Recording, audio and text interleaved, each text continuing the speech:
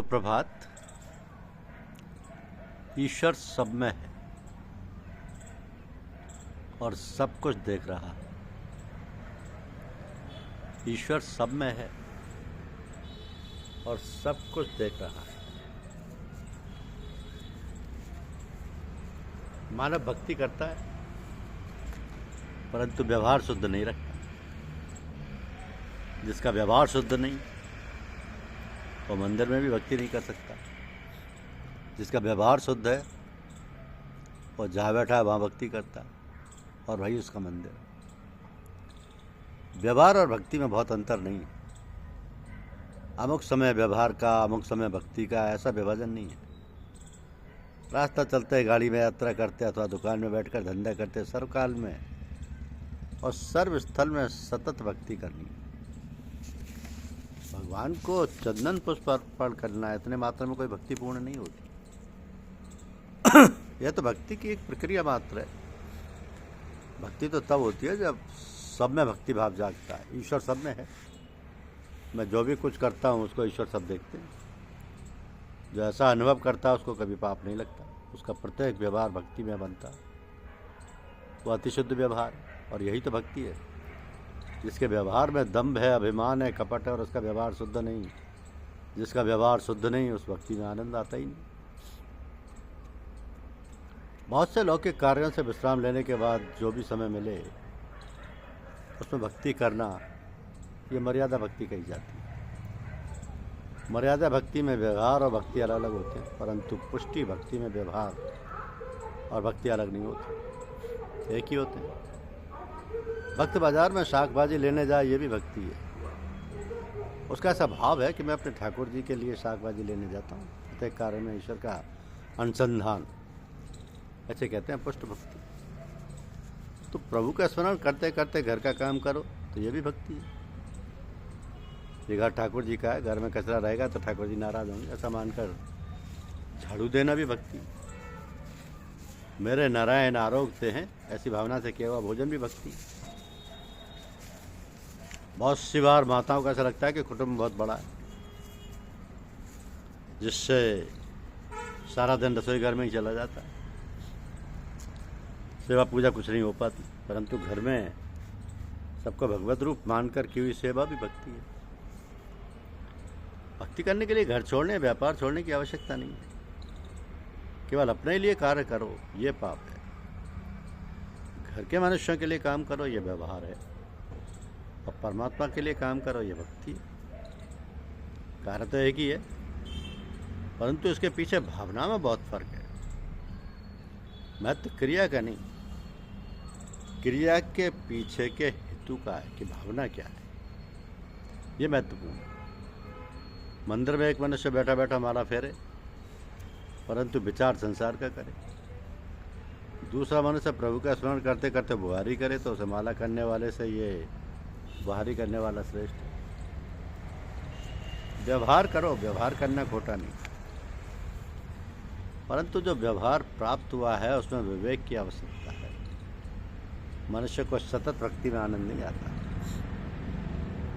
अपने जैसे साधारण मनुष्य का मन 5-6 घंटे परमात्मा का ध्यान, सेवा, स्मरण करने के उपरांत कुछ और मांगने लगता है। निरंतर मिठाई मिले तो मन में अभाव होने लगता है। वैसे मनुष्य को सतत भक्ति करने का अवसर मिले और वो भक्ति नहीं कर सकता। भगवान में से उसका मन हट जाता है। शरीर को थकान होती है, वैसे ही मन को थकान होती है। 5-6 घंटे सेवा स्मरण करने के उपरांत मन थक जाता है। इसलिए दोनों प्रवृत्तियों को ढूंढता है। भक्ति के लिए प्रवृत्तियों का निरंतर त्याग करने की जरूरत नहीं। प्रवृत्तियों को सतत भक्ति बनाओ। भक्ति 2-3 घंटे की नहीं, 24 घंटे की करो। अपनी प्रत्येक प्रवृत्ति को भक्ति में बनाओ, भक्ति बनाओ। बड़े बड़े संत भी प्रारंभ में धंधा करते थे।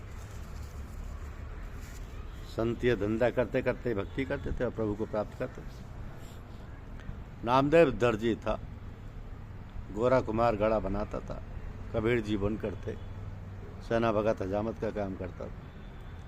संत धंधा करते परंतु सब में प्रभु को देखते। ग्राहक में भी परमात्मा का अनुभव करते। प्रत्येक महापुरुष को अपने धंधे में से ज्ञान मिला। प्राचीन काल में महान ज्ञानी ब्राह्मण भी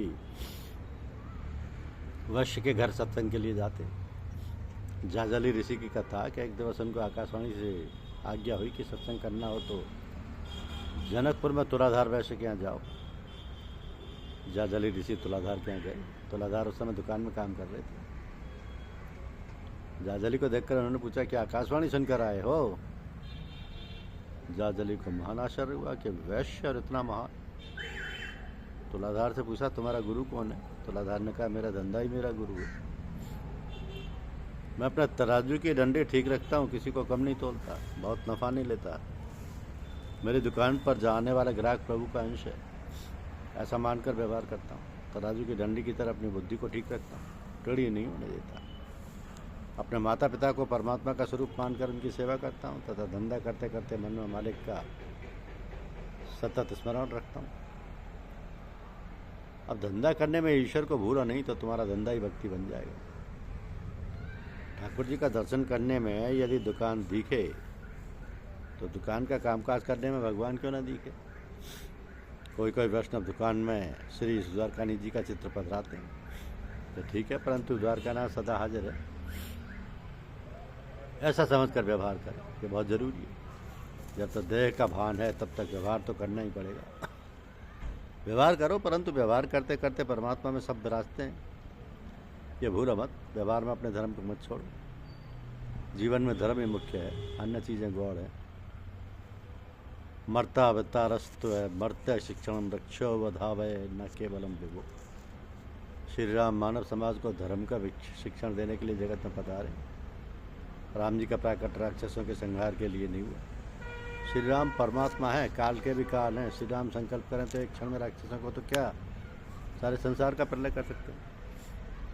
श्री राम लंकाधीश रावण को मारने के लिए नहीं आए। श्री राम तो मानव मात्र में रहने वाले रावण का विनाश हो ऐसे धर्म का शिक्षण देने के लिए प्रकट हुए। तो रावण कौन है? ये काम रावण है, ये क्रोध रावण है, ये मोह रावण है। प्रत्येक मानव को सबके अंदर रहने वाले इस रावण को धर्म का आचरण करके मानना। जीवन में धर्म के आचरण का आदर्श राम जी ने जगत को बताया। श्री राम धर्म की मूर्ति है। श्री रामचंद्र को धर्म पालन की आवश्यकता नहीं। राम तो ईश्वर हैं, ईश्वर होने पर भी समाज को धर्म का शिक्षण देने के लिए प्रभु ने मर्यादा का पालन किया। तो जो धर्म की मर्यादा का पालन करते हैं उनका ही मन शुद्ध होता है। परमात्मा की आज्ञा समझकर जो धर्म की मर्यादा का पालन करते हैं उन्हीं को भक्ति का रंग लगता है। मानव भक्ति करे परंतु धर्म का पालन ना करे तो उसके ज्ञान और भक्ति सफल नहीं होती। धन्यवाद। यूट्यूब चैनल को लाइक और सब्सक्राइब अवश्य कीजिए। शुक्रिया।